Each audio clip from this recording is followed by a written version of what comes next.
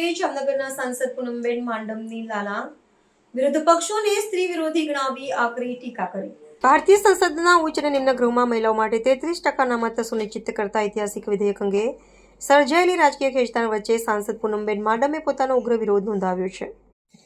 નવી દિલ્હીમાં સાંસદ ભવન સંકુલ ખાતે પત્રકારો સાથે વાત કરતા તેમણે જણાવ્યું હતું કે ભારતની અડધી આબાદીને તેમનો ન્યાયિક હક આપવાની દિશામાં જ્યારે વર્તમાન સરકાર મક્કમ ડગલા ભરી રહી છે, ત્યારે વિરોધ પક્ષના દ્વારા પ્રક્રિયામાં બિનજરૂરી અવરોધો ઊભા કરવામાં આવી રહ્યા છે. તેમણે આ ઘટનાને સ્ત્રી શક્તિના અપમાન સમાન ગણાવીને વિપક્ષી નેતાઓની દંભી રાજનીતિનો પર્દાફાશ કર્યો હતો.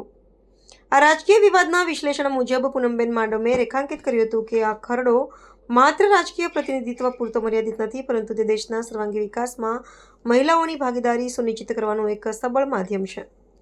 તેમણે વિરોધ પક્ષો પર પ્રહાર કરતા કહ્યું હતું કે ભૂતકાળમાં અનેકવાર ખરડાને અભરાઈએ ચડાવી દેનારા તત્વો આજે જ્યારે પ્રધાનમંત્રીના નેતૃત્વમાં સ્વપ્ન સાકાર થઈ રહ્યું છે, ત્યારે અવનવા બહાના કાઢીને તેને રોકવાનો પ્રયાસ કરી રહ્યા છે. સાંસદના મતે વિરોધ પક્ષોની આ વર્તણૂક સાબિત કરે છે કે તેઓ મહિલાઓના વાસ્તવિક ઉત્થાનમાં રસ ધરાવતા નથી અને માત્ર મતના રાજકારણ માટે પ્રજાને ભ્રમિત કરી રહ્યા છે.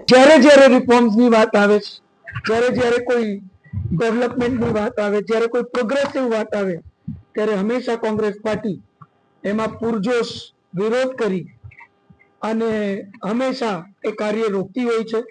આજે મોદી સાહેબના નેતૃત્વમાં ઘણી બધી યોજનાઓના માધ્યમથી, ઘણા બધા રિફોર્મ્સના માધ્યમથી, ઘણી બધી પોલિસીઝના માધ્યમથી એ પોતે કહે છે કે આપણે વિમેન એમ્પાવરમેન્ટ થી લઈ અને વિમેન લેડ ડેવલપમેન્ટ તરફ આ રાષ્ટ્રને આગળ વધારવું છે અને એ દિશામાં આ એક મજબૂત પગલું હતું.